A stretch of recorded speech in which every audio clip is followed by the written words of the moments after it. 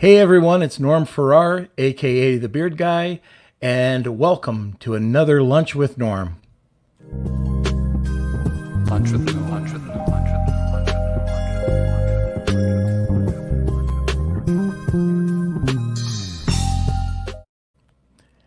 And we are broadcasting live on Facebook, YouTube, and LinkedIn. So yesterday we got our okay to stream live on LinkedIn. So I did a bit of a happy dance.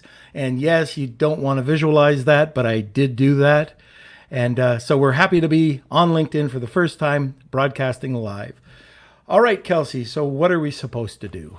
Right. Follow us on social media. We are on Facebook, Instagram, Twitter, YouTube, TikTok, Pinterest. We're on everything. And we also have a brand new website, lunchwithnorm.com. All of the guest bios, latest episodes will be up. And we'll be releasing even the older episodes that we've done before this. So look out for that. All right. Geez, that was very good, Kels. No, I'm getting better. Yeah. Oh, and it's Lunch with Norm, the rise of the micro brands. Yes. So that's the new title as well, or the new, what do we call that? The new show name.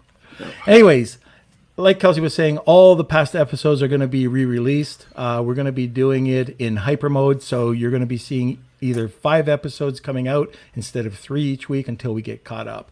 Once that happens, you'll also be seeing the show notes and the links of any books or whatever the guest reference in there as well. That's okay, right. So I think that's it for today's updates, except you can see the full episodes on YouTube and we would prefer this if you join us live on Monday, Wednesdays, and Fridays at noon Eastern time. So that's it for the updates. Yep. All right. So who is our guest today? Our guest is a friend of mine. I've known him for years. Wow. Yeah, I've got to mention that this is the wildest introduction that you've ever heard of.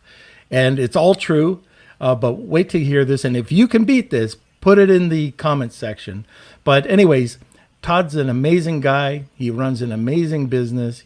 He actually was on I Know This Guy. And that's my podcast about really interesting people. And I got to tell you, it's going to be published in about 2 weeks. But if you want a full emotional, like from one end to the other, a full 180 on emotions, you got to listen to it. It's one of the best interviews I've had so far. So today we're going to be talking about Amazon Wholesale. And if you have any questions or comments, please feel free to put them in the comment box. That's right. We want to have a conversation with you guys. So if you have any questions, give us your thoughts about Amazon Wholesale. Have you tried it? We just want to build a community with you guys. So even just mention where you are in the world watching. That'd be great. We want to hear. All right. So sit back, relax, grab a cup of coffee, and enjoy the show. So now I get the pleasure of introducing my friend, Todd Snively. How are you, Todd? Hey, Norm. As always, I couldn't be any better. How are you doing? I'm doing great. Now, I'm going to jump right into this because, this is an interesting story. How we met. Why don't you tell people the craziness behind how we met? I still laugh about it. I actually still tell people this story, too, because it was so much fun the way we met. We were both down at this convention, Amazon actually, Mastermind, I think it was, in Mexico. I think it was Acapulco. Yep. And we had a mutual friend down there. Matter of fact, she's been on your show, I believe, also, Elena Steris, who's Right. a dear, dear friend, wonderful person. And one of the great things about Elena, one of her superpowers, is she will bring people together that need to be brought together, right? She just knows, right? So she had been like introducing me to people all day. I was wicked tired, and I'm an old guy anyway, right? So probably 9 o'clock at night or something, I just rolled back into my hotel room and just collapsed on the bed. My phone won't stop buzzing, and it's Elena. And so finally, I answered, and come out and meet this guy. He's amazing. You guys need to get together. And I'm like, no, Elena, no. I have like zero interest in meeting anybody else today. I'm going to bed. And she's like, no, you got to come out. Come on, please come out. I'm going to come pound on your door. You need to meet this guy. I'm like, no, I just not going to do it. So I went to sleep, and the next day was the last day. And it was kind of funny, everybody's packing and they're getting on the shuttles. And I got on one of the shuttle buses to go to the airport. And, there were a few interesting people, and there was some discussion, on the shuttle on the way to the airport. And I believe it came out at that point right then and there that you were the guy I was supposed to have met last night. But we get off the bus and I start walking to the terminal, and I see behind me you're kind of following me, and I get in line at the airport, to check my bags. I look behind you. You're like in the same line I am. I'm like, what is going on with this guy, right? And we get on the plane, and we're on the same plane. It turns out you're going to Canada. I was going to Detroit, but you were changing to Detroit. We literally walked on the plane behind each other, and I thought we were going to be sitting next to each other for a second, but you were like, I think a row in front of me or 2 rows in front of me. It was just like, how does that happen when we couldn't even connect in Acapulco at the same convention, but we end up like 2 rows apart on the flight home? And the funny part about it is we never knew each other's names until we were actually on the flight, because you kind of, we kind of looked back at each other, and like you were looking at me like I was your stalker or something. And that's when it was, oh, you're Todd. And anyways, you never know. It's a small world. Networking is awesome. But I thought we hit it off, and we broke bread together, and it's great, because if I had not had the chance to meet you, it truly would have been my missed experience, because you're one of the nicest guys in the business. And I don't know if it's a beard or what it is, but I just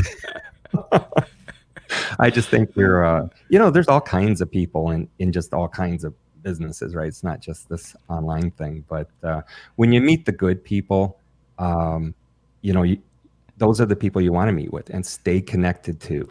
Right. And I truly have you on that short list. So I'm glad vice versa. we did connect. Okay, Todd. So the big question of today is Amazon Wholesale. So most of the people that are talking today are going to be, or that are listening today, are probably going to be Amazon private label sellers. So can you tell us a little bit? Well, first of all, how did you get into Amazon, and did you jump into private label or wholesale? It's kind of funny. When I first found out about Amazon was 2009. And at the time, I was selling customer return goods, had been doing that since 2002, mostly on eBay and my own web stores. And I was buying these customer return goods from a large distribution company, liquidation company called liquidation.com. And I was just buying good deals. I wasn't looking for anything specific, spending anywhere from 5 to 10 cents on the dollar for regular consumer goods, kitchen stuff, you name it, lawn and garden, boring stuff. I like to call them unsexy products. Well, one day, one of the sellers that I had bought a pallet from, the pallet showed up, and every single box on this pallet was an Amazon box. So I started opening these boxes, and all of the customer returns that people were sending into Amazon were basically coming through liquidation.com. It's one of the channels that they'll use to get rid of customer return goods. And I realized all of a sudden that, well, wait a minute, people bought this stuff on Amazon. I wonder if I could sell this on Amazon. I had no clue in 2009. So I went on to Amazon, poked around a little bit, looked at some of these products that I just purchased for 10 cents on the dollar, a lot of them almost brand new, and realized you could sell used stuff through the Amazon FBA program. And people could get prime delivery on this used stuff. So I discovered this whole underground marketplace, if you will, that I didn't know existed. This was complete accident. I never thought about selling on Amazon because I was so much on my path, my web stores, and eBay. right? I couldn't imagine another channel where I could do better. Well, then I came across Amazon. We started selling the used goods through FBA, properly describing them and whatnot, and meeting all of the rules and regulations of Amazon with respect to used goods, and could not believe not only how fast they were selling, but how much money we were actually getting for them. You know, we found this subculture on Amazon of people that would never pay not a penny more than the lowest price. And even if the lowest price was for a used good. So it might have been, say it was for $100 brand new, and they could get it for $94 because it was an opened box. They would spend the $94 every single time, the subculture on Amazon. And remember, we're paying 10 cents on the dollar and selling on the average 85 cents on the dollar for used goods. So it was pretty cool. We did that for years, and it's kind of a weird thing to say, but we grew too big. Okay, we were doing millions of dollars a year in these used goods. I had 26 employees. I had assembly lines within our warehouse of people analyzing the condition of the goods. And we ran into a problem where not everybody could agree what used like new was, or used good, or used acceptable. And this created customer service issues. Somebody would get something and say, hey, you said this was just missing the owner's manual, but it was missing the owner's manual and this tiny little screw. Like, oh. So we weren't always catching everything. And so we got to the point where I was able to sell that portion of the business off. And I decided that it was going so well on Amazon that I was going to start just selling brand new products. So I was talking to my landlord, and it's kind of funny. I won't go into this whole story right now, but I ended up leasing about 3,000 square foot of space inside a huge warehouse, like 150,000 square foot warehouse. I had a little 3,000 square foot, used to be a parts room. It was completely empty. They didn't know what they were going to do with it. And I was able to make a really sweet deal with the owner who I had become friends with at the time. And so he asked me, he says, all right, you're going to transition out of the used goods. You're only going to sell new goods. Where are you going to buy these new goods from? And I said, well, I'll just have to find distributors, and sell these and make deals for name brand wholesale products. And he kind of chuckled. He goes, well, why don't you sell my products? And it was kind of funny because I'd been in his warehouse now leasing from him for a couple of years. I didn't even know what he really sold. So I said, well, what kind of products do you sell? And so he walked me around his warehouse, and it turned out he was in the turf business. And that's just a funny way of saying he carried a lot of lawn care products, but he specialized in golf courses. So we were walking through his warehouse, and I was seeing things like Roundup and garden hoses and golf course paraphernalia, miscellaneous accessories and fungicides and obviously grass seed and all that. And I said, okay. And so I made a deal with him to purchase Wholesale, and he was the very first distributor that I ever ended up working with. And I found out it was easier in some ways to sell the name brand products brand new, but I still have a love, and I still sell used goods, customer return goods just on a smaller basis, because the market for those are incredible. I mean inventory levels. You will never run out of used goods to purchase. There's just so many of them. You just have to know how to do it correctly and have a nice system in place, and not get so greedy where you grow a monster, right? But the wholesale, that was my first intro into the wholesale business, right? Now, at the same time, I created my first, I like to say I accidentally created my first private label product back in 2009. And what it was, I had seen all this grass seed sitting in his warehouse. And 50-pound bags of every kind of grass seed you could think of. But he also sold bent grass seed. And a bent grass seed is what golf courses use to make the greens and the tee boxes and even sometimes the fairway.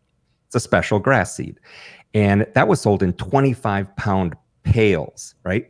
And so I had this idea. I don't know why. I just said, I think people maybe want to make their own putting green in their backyard. Kind of a niche area. But on Amazon, I could not find anybody selling any bent grass seed or any putting green seed or anything like that. So I sat down at my computer and I said, I'm going to make a product on Amazon. I'd never done it before, right? I didn't even know it was called private label at that time.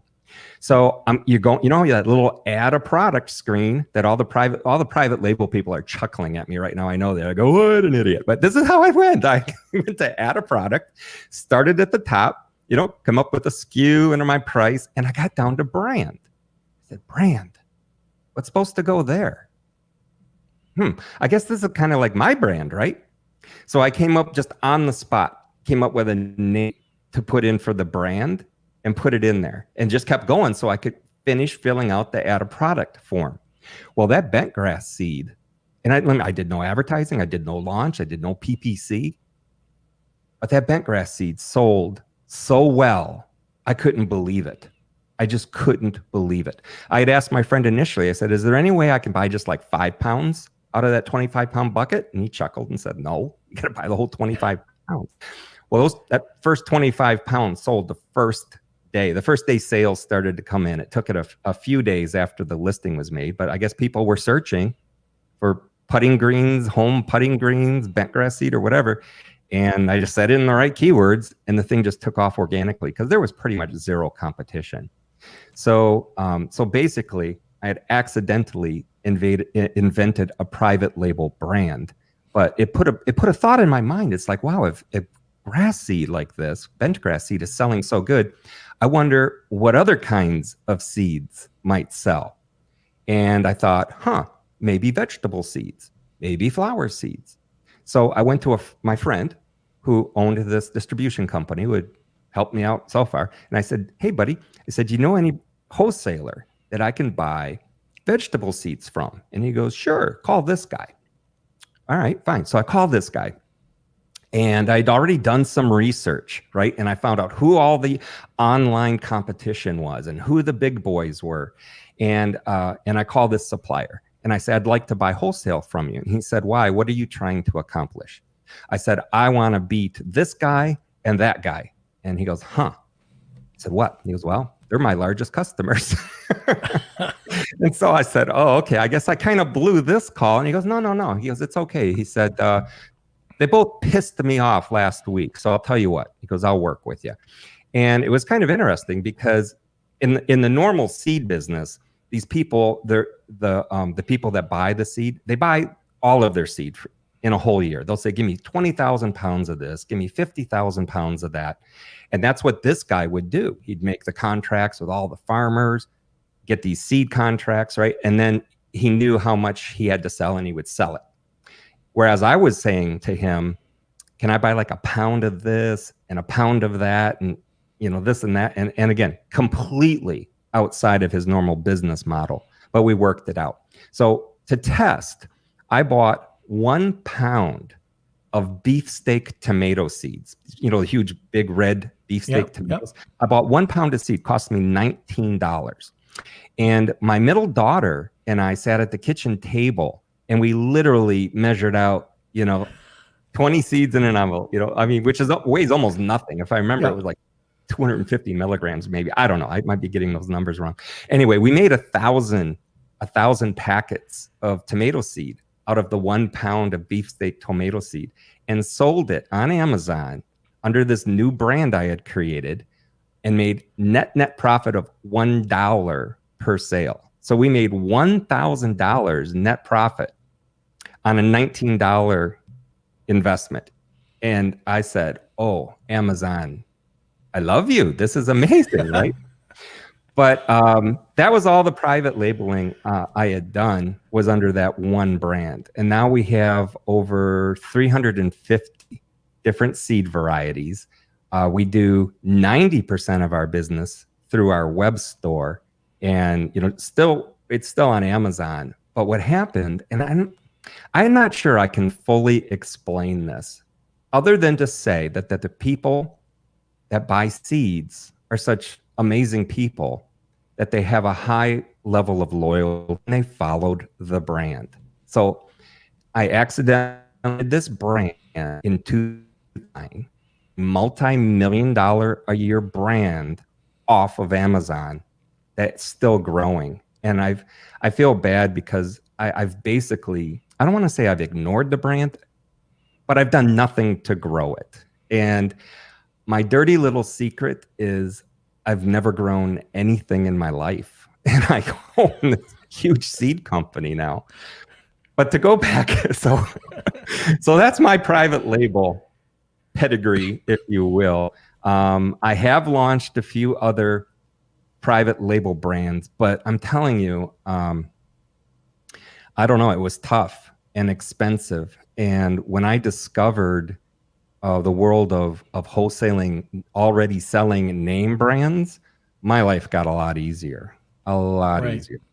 And so at that point, I just started to figure out how to contact specific brands and large distributors and just find out what it is that they were willing to sell to me, and started analyzing. I created some software and started analyzing these files, which is something I had always done with the customer returned goods. I'm a big numbers geek. I'm a bit of a nerd.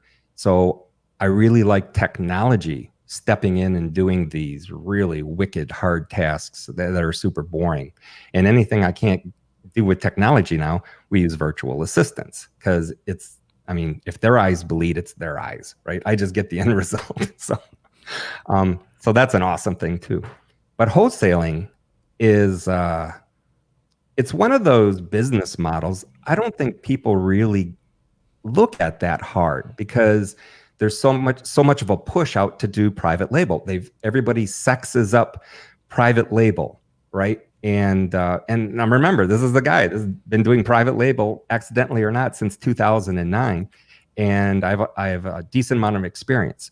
Just real quick, one of the other private label experiments I did was, and this will sound wacky too, because they're products I've never used, was mascara, eyeliner, and one of those eyebrow curlers, eyelash curlers. So we made a brand, right? And who'd we go after? We're after Maybelline and Revlon and CoverGirl. And after about an $80,000 PPC spend to get on page one, I realized how difficult private label can really be, right? And put all of my efforts into wholesale, and built up a wholesale business, that was doing, tens and tens of millions of dollars in top end revenue with average margins of 28% a year. So that's kind of my passion. And a lot of people, it's kind of interesting. A lot of people poo-poo on it. They think of every negative thing that there is about selling wholesale name brands, yet they neglect the negative thing there is about dropshipping, or every negative thing there is about arbitrage, or every negative thing there is about private label. Every single model has its warts and it has its attractions. I just see that with press releases.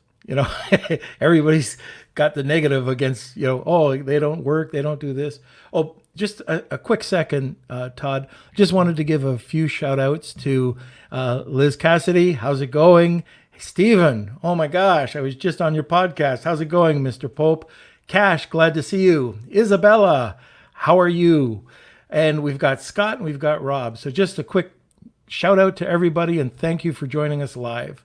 So, hey, Todd, so you started to talk about, and we're going off in the direction of, okay, you're selling brands wholesale. I want to just step back one step backwards, because some people might not know what Amazon Wholesale is. Can you just explain that before we go forward? Absolutely.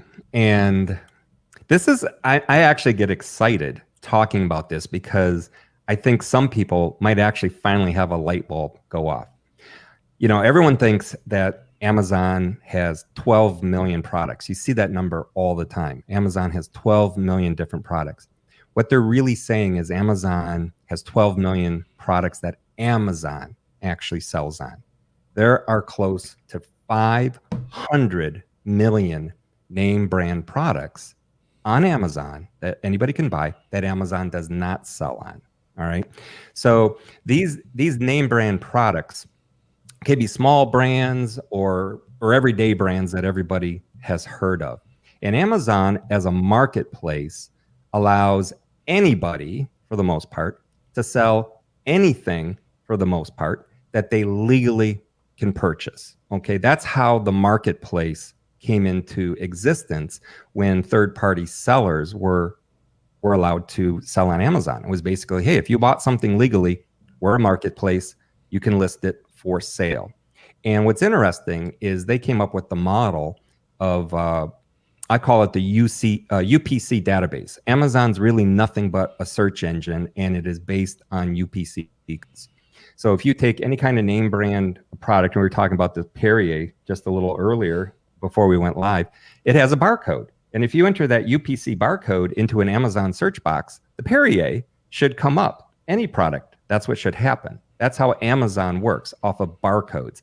They have their own FN SKU and ASIN system, but the base level is barcodes. So every product has a barcode.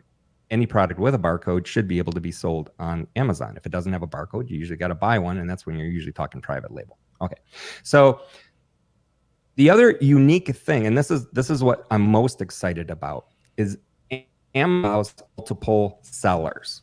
All right, so if you ever really look at a name brand listing on Amazon, it should have multiple sellers. It should say sold by in the buy box, right? The person, when you hit the add to cart, that is selling that product. But if you look down, there's other sellers.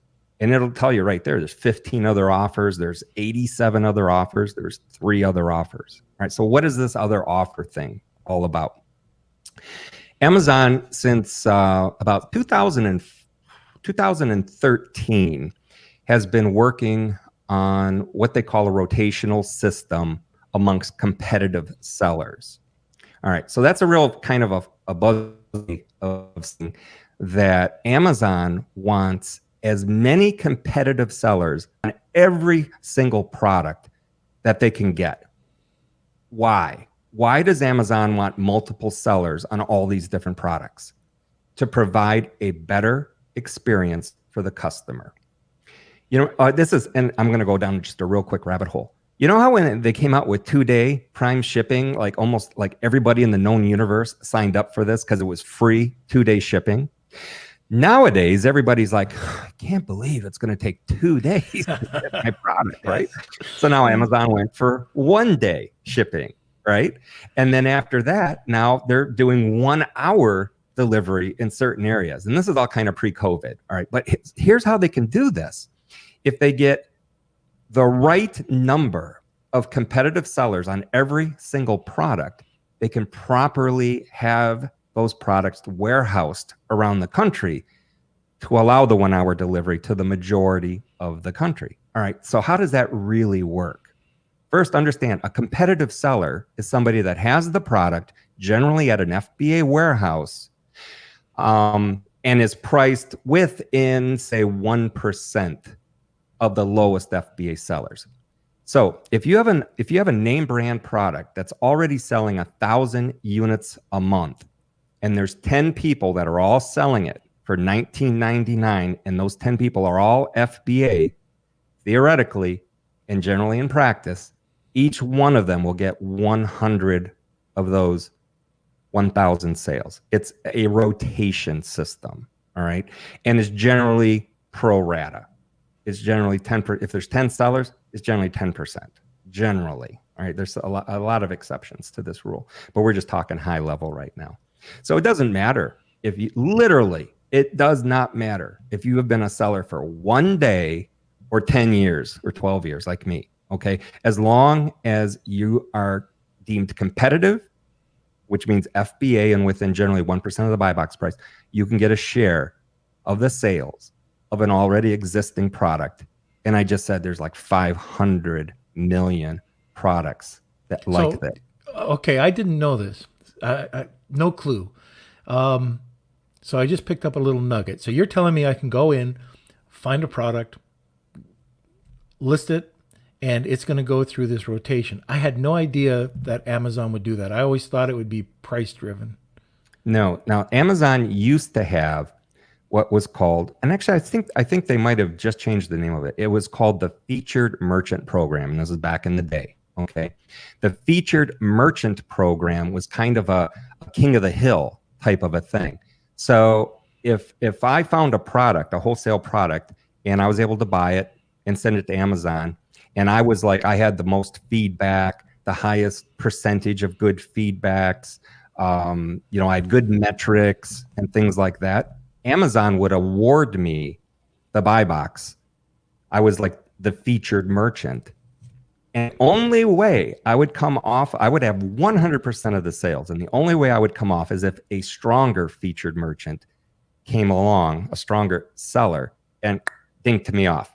They would add their offer to that product. And it could be the same price, it could be FBA, but they might have 10,000 more feedback than I did, and some of the other metrics that Amazon won't talk about. And next thing I know, I'm getting 0 sales. I'm the number 2 guy. And this new chunky monkey's on top of his chest laughing at me. Well, Amazon figured out that was not good for the customer. Not good at all, because this guy would, the prices would tend to be higher that way, and only it was a bully system is what it was. All right. So Amazon did a lot of research in this, and they made their long range plans. They are not a stupid company. They are an innovative company. Say what you will about Amazon. All right. But at the core of it is innovation. And so what they figured out is, you know what? If we just let a bunch of people on that product, we can put product all over the country, tell them where to send it, right? Whoops, sorry. And they'll invest in the inventory. Not right. They're buying the inventory. They're sending it to our distribution centers. And this way prices will stabilize. And if one guy runs out of inventory, if he was the only guy in that listing and he runs out, that listing's gone. Now, if you have 10 people constantly sending down inventory, it makes for a better experience for the customer. And the reward to the seller is a percentage of the sales, a rotation, if you will, of that buy box. Okay. And that's the high level. Opportunity. Now, just like any other opportunity, there's like 1,000 other things that you need to know. Many other things, because I know there's a lot of people that have done this or are doing it that are sitting there going, yeah, but. And like I said, you can do that on any business model. But the thing is we have all the yeah buts figured out. And when we explain these yeah buts, people do the same thing when they hear about the opportunity. They go, whoa, I didn't know it worked like that. That's pretty cool. And then all the yeah buts get dealt with. Right. People give the model a go, and they fall in love with it like I do. Because if you think about it, you never have to test a new brand. You don't have to buy a boatload from China. You don't have to deal with customs fees. And I like private label, right? But it's a different animal. And people that are looking to get started into Amazon, my personal opinion is they should take the path of least resistance, the least risk, that has the chance for a real decent reward. We average 28% margin. And I know private label sellers are going, yeah, but I got 300% margin. That's wonderful, right? But we could do all the yeah buts. Yeah, but how much did you have to invest? Yeah, but how long did you have to have your money tied up? That's the other thing, by the way, that I really like about wholesale. There's a number that some people ignore that's in their Seller Central account, and it's inventory turns. If you go into your manage inventory in your Seller Central and down into inventory planning, in the upper right-hand corner, there's 2 numbers: average days on hand of inventory and inventory turns. And an inventory turn is the number of times you would literally sell through your entire inventory in the course of a year. All right. An average private label seller, it's 2 or 3, which means they might invest $50,000 in inventory and get that back 2 or 3 times a year on average. My inventory turn number is 28.6, which means if I'm spending $400,000 a month on wholesale inventory, I can get that money back and spend it 28.6 times that year. Same money. I don't have to go back into my pocket. I don't have to wait 6 months to get my investment. It's coming back to me 28 times. And like I said, I'm a number geek, right? The return on investment becomes darn near infinite when you're looking at that same money earning you 28% margin 28 times a year. It's crazy. So the amount of money that can actually be made, and I mean real money, a return on investment, is almost infinite in my mind with wholesale, because you're only buying enough inventory to cover that turn. You're not buying 6 months worth. And people ask me that all the time. If you have a really, really good seller, wouldn't you buy 6 months worth? I'm like, nope, not on your life, because I want to turn my money. I don't want it to sit for 6 months.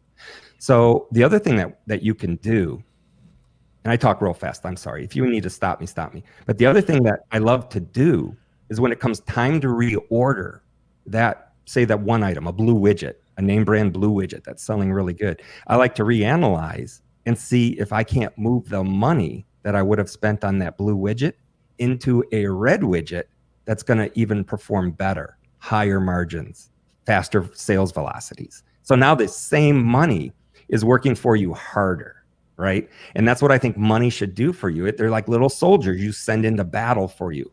And the better tools, the better you can train them, the better you can take care of it, the better return those little money soldiers are going to get for you. And you can't do that with private label. You really can't pivot like that. With wholesale, I can add new products every single day. The only thing that limits me is my budget. How risk adverse am I? Things like that. And, I've built up a really nice business, and now I'm getting to the point where I figure I have maybe another year or two before I sail off into the sunset, and turning the business over to my daughter, who's been running it for me for 8 years now. And matter of fact, my wholesale business has been outsourced 100% for almost 6 years, maybe 5 years. So I really don't do anything in the business anymore other than get up in the morning and read my financials for about 10 minutes, my P&L and my balance sheet, just to make sure that the ship's still going the way I want. But I'm not actively building the business because I'm really, really happy with everything that's in place. Yep. And like every entrepreneur should have, like every Amazon seller should have, I have multiple streams of income. I have 5 different streams of income. So the Amazon wholesale, 100% on autopilot. It's doing great. My risk level is right where I want it for my age and my goals and everything else I have going on. It runs itself. It's one of the few businesses you can actually 100% outsource. And because it's so replicatable. I mean, we have a full set of SOPs now that we give to the new people, and that's the extent of training. Everybody's supervised by somebody, and I've got a question about you. We talk about those winners that you have. So you've got your red widget and your blue widget. They're selling, $100,000 or whatever. Then you have the purple widget. So the ones that don't sell. So isn't there a risk that you're buying all this inventory, small quantities, and a lot of it doesn't take off? No. Here's how you minimize that risk. All of this is software driven. All right. So here's the scenario. Let's say you want to sell pet supplies, and there's a huge pet supply distributor called Bradley Caldwell. All right. So you go to Bradley Caldwell and you open an account with them. And the very first thing you ask them for is a list of everything they sell. And distributors, that's what they do. They make deals with hundreds of brands, bring all these brands into their distributions in large quantities. And then they turn around and resell as a wholesaler to the retailers, whether it's a brick and mortar store, an online store, an Amazon seller, eBay. It doesn't matter in most instances. Okay. There's some brands that don't want to be sold on Amazon, but that's about or what if or whatever. But anyway, so once you have this list, I have a piece of software, and there's other softwares like it that you can. Matter of fact, mine's called Wholesale Inspector. All right, so anyone can go get Wholesale Inspector, run a list, an inventory file through Wholesale Inspector, and what Wholesale Inspector does is it analyzes the list.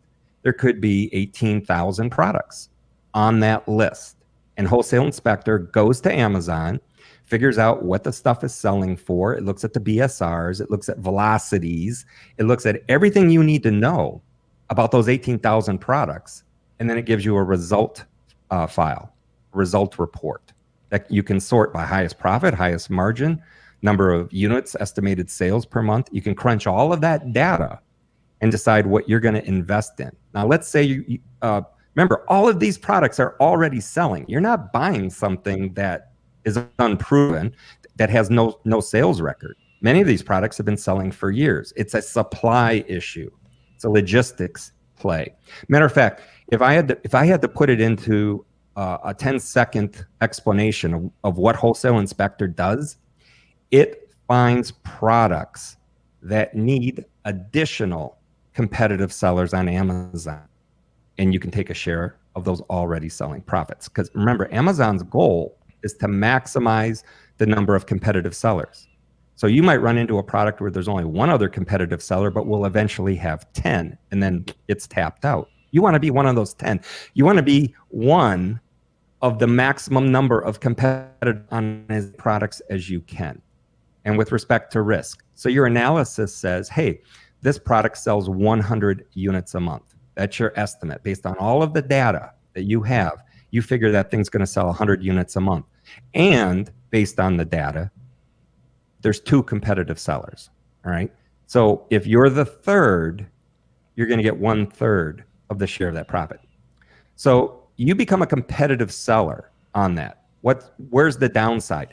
More competitive sellers will come around and take additional share. But remember, this is going to happen eventually on every single product for sale on Amazon, right?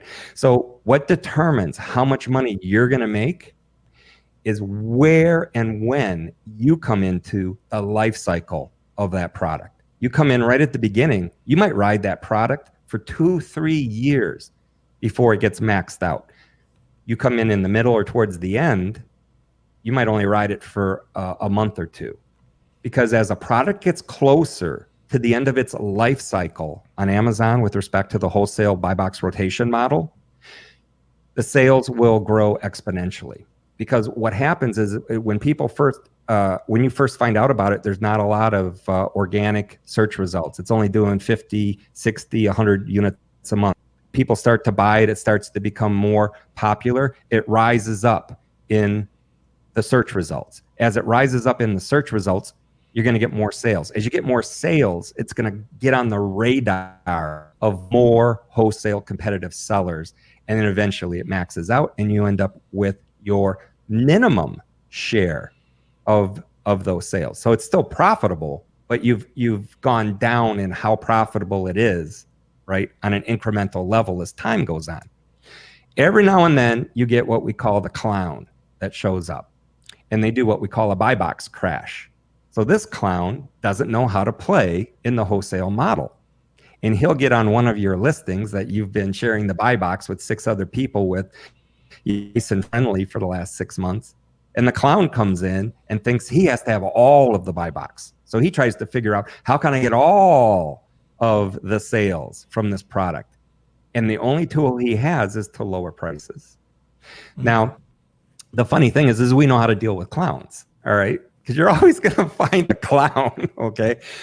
We know how to deal with clowns. It's part of the model. Because people will say that all the time. Oh, that's just a race to zero, all right? Well, maybe on a small percentage of your overall stable. Our model is to go wide, not deep. I would rather have 100 products all selling, 10 units a month than 1,000 products, just selling, or you know what I mean, one product selling the same amount every month. Mm-hmm. I'd rather spread it out. That way you spread out your risk, mm-hmm. right? And you'll have a lot steadier of an income. And then you grow you can scale based on your budget. So that's the only limitation to profits with the wholesale model, is how much do you want to invest in products, right? And if you finance, see, I kind of finance, but I do it with credit cards. Okay. And before everybody goes all Dave Ramsey on me, all right, I have never paid a penny in interest. Every one of my credit cards is a cash reward credit card. And last year I received $117,000 in cash back credit card rewards from Capital One, Citibank, and Chase Bank. So here's a model where you don't even have to use your own money. Now, not everybody has resources like that, right?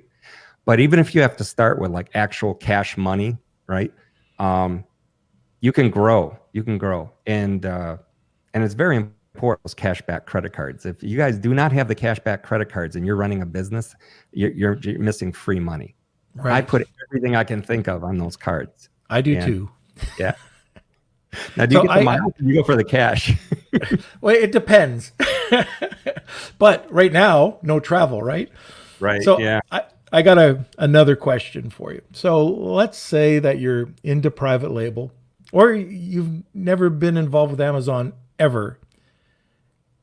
How do I reach out to my first distributor? Where do I find them? Let's say that you are 100% new to this. How can I find a distributor to work with? There's a lot of ways to do that. Just like anything, I think it comes down to what your personality will tolerate. I know people that the only way that they'll sign up with a new supplier is through trade shows.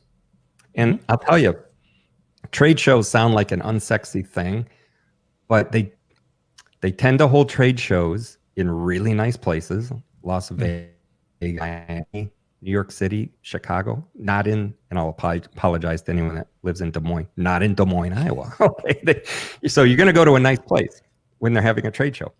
For the most part, everything's deductible to your business. So if you want to go to Vegas for a week, attend a trade show, go play some golf too, or eat at a nice restaurant or whatever.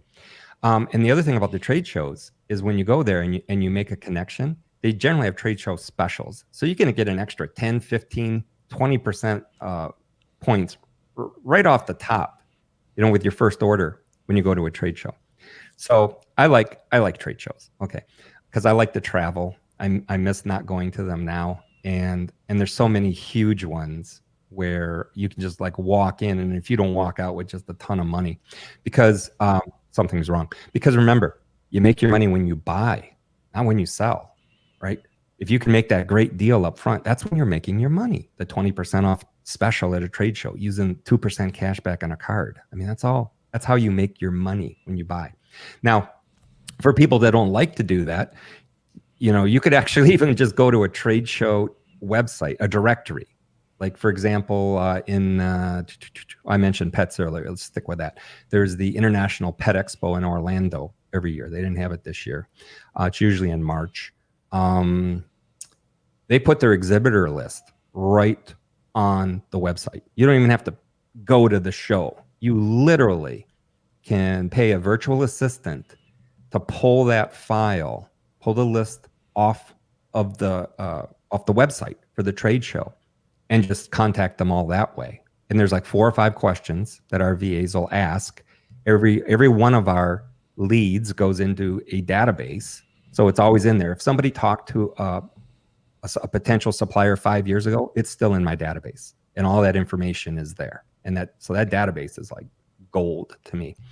But one day, because we've been training people on how to do this for almost 6 years now, one day I decided I wanted to become a distributor of my own, because we had people that we were consulting all the world who were having trouble signing up with distributors, either because of the time difference, language barriers, accents, heavy accents, all of the, or just not even having the right documentation. So I actually started a distributorship company, and we call it the Wholesale Buying Club. And so we have over 1 million name brand products at wholesale prices in this Wholesale Buying Club. So generally what people that we work will do is take a portion of those. It's because it's broken down into different categories and whatnot. They'll take a portion of those, run them through Wholesale Inspector, and they purchase through us. So then it comes to our warehouse. We inspect, we prep, and we send down to their FBA account. And this is how people all over the world are doing wholesale without ever having to see a product, talk to a distributor, set up their account, get a tax ID or anything, because it's all done through our entity. But let me give you another way to do it also, because a lot of people just want to do this on their own, right? They don't need the training. A lot of people that are already selling on Amazon, if you're already doing private label, I'm telling you, man, add the model, and you don't need me. All right. You can do this yourself. You can literally go online and just search things like pet supply wholesaler. You might have to do a lot of research and a little digging. This is why I like the trade show route. But then you just call those people. And remember, they're in the business to sell stuff. Now, some of them have their own requirements. Some will only sell to brick and mortar stores.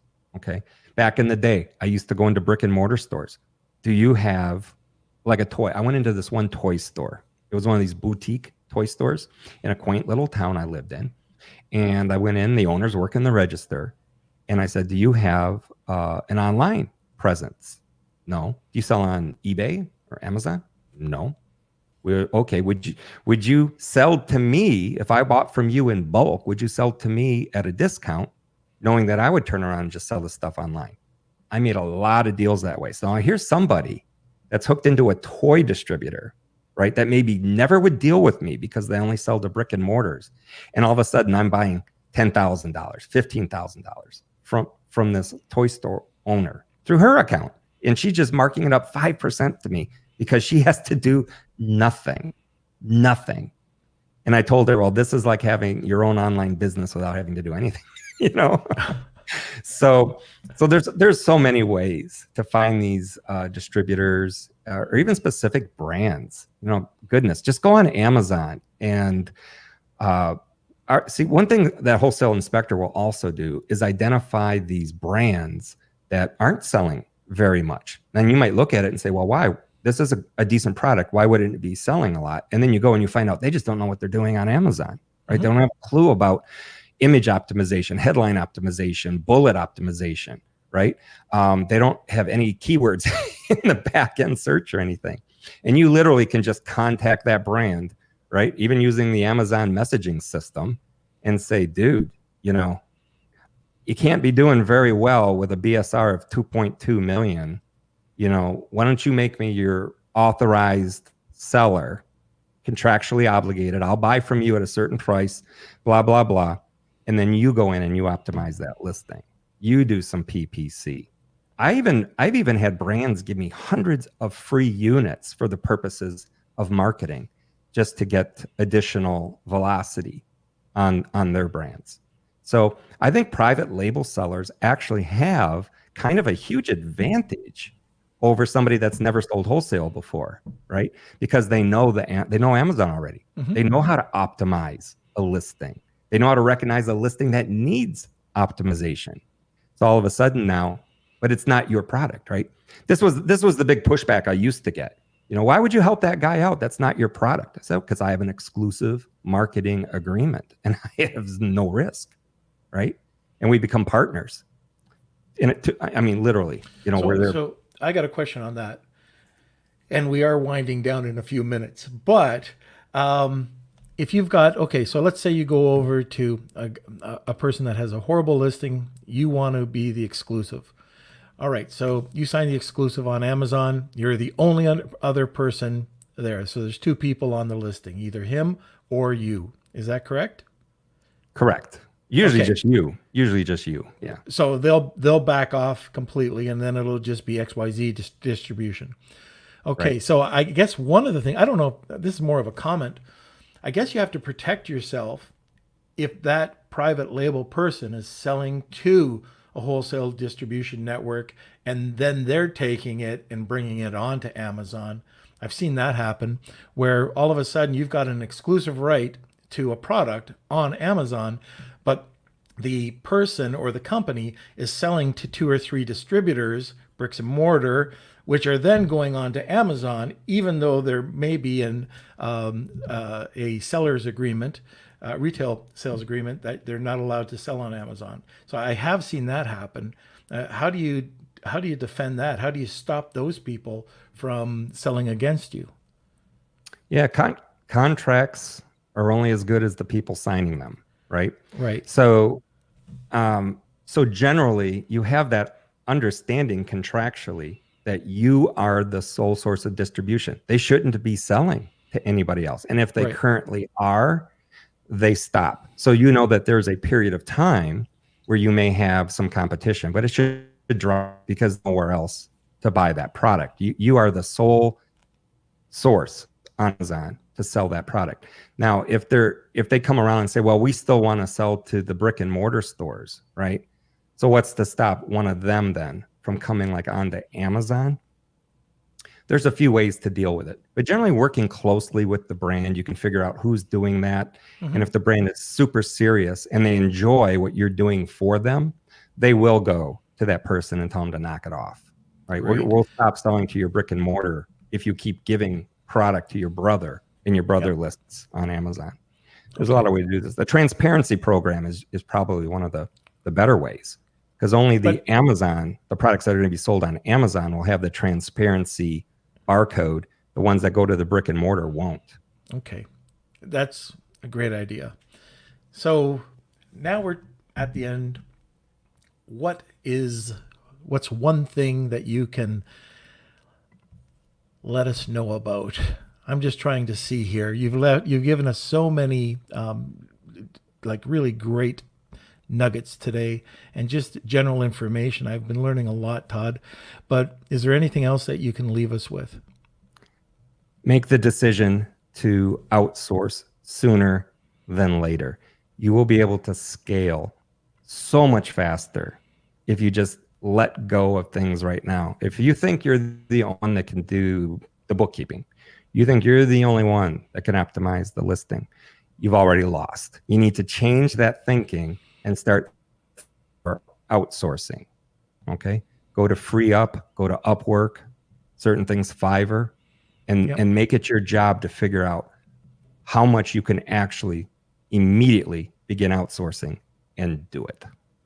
Fantastic. So the big question, Todd, other than thank you, is how do people get a hold of you?